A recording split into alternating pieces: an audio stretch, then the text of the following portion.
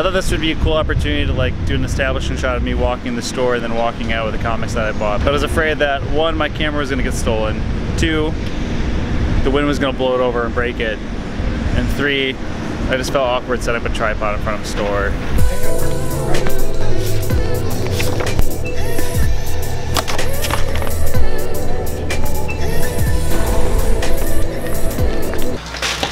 So these are probably the last two physical comic books I'll be buying for quite some time. We have Bug #2 and Doom Patrol #7. The reason why I'm doing this is actually a little hard to swallow. It's because I'm making the decision to go 89% completely digital. As of last week, I decided to start reading comic books from my phone. And frankly, I find it a little sacrilegious, but it's something I just have to do, and it's something I've been struggling with for years. Let me show you. Okay. Space and weight.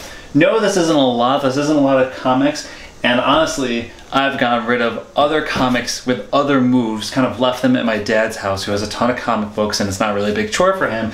But every single time I add a comic book to this box, even though it doesn't look like a lot, it just gets heavier and heavier. And moving this, especially if I plan on moving to another coast, I don't know how badly I want to take that with me. And then I'll probably just end up putting it on my dad, and that's just more shit that he has to take care of when he moves. Fuck that.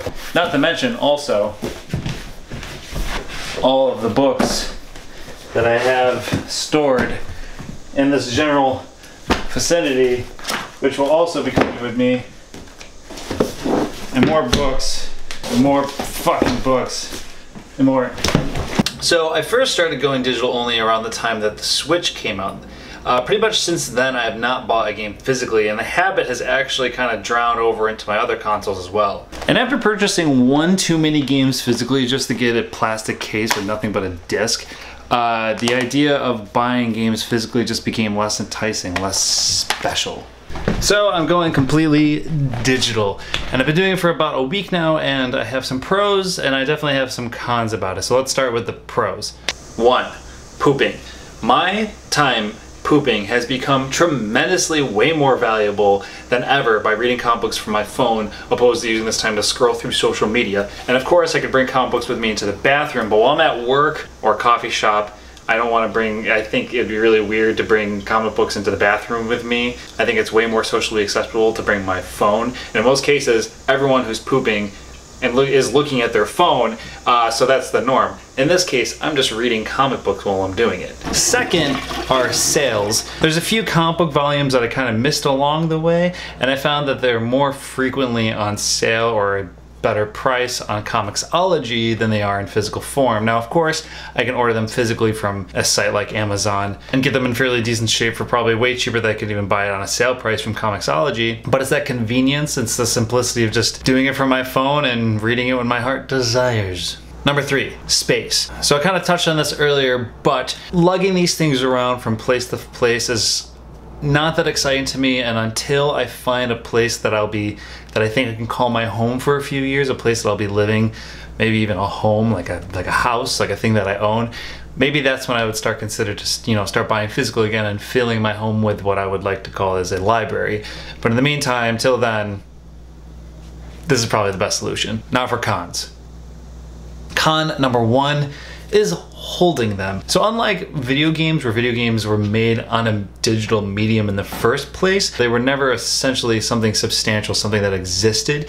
Comic books from the start were drawn and printed on paper. Now, I know that the majority of comic books that come out today are done entirely digitally with a tablet or what have you, so that is a good counter argument. However, they're still designed exactly how they were all those moons ago in this shape and size and thing. So until I start finding comic books that take advantage of the digital medium in a way that cannot be translated on paper, it's hard to let go of that original form and medium.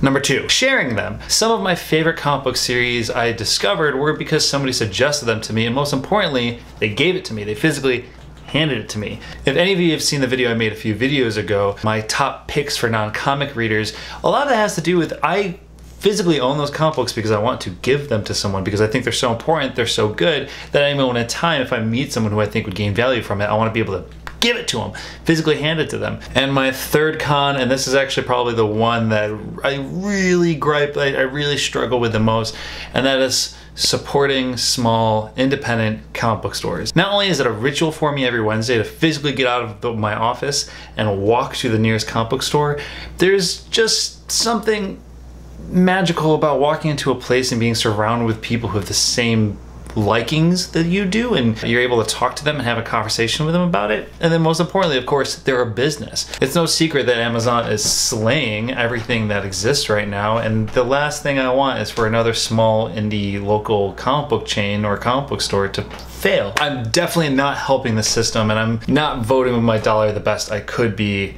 and it is for a selfish need to have less. Anyways, that's all I have for today. Have a good weekend.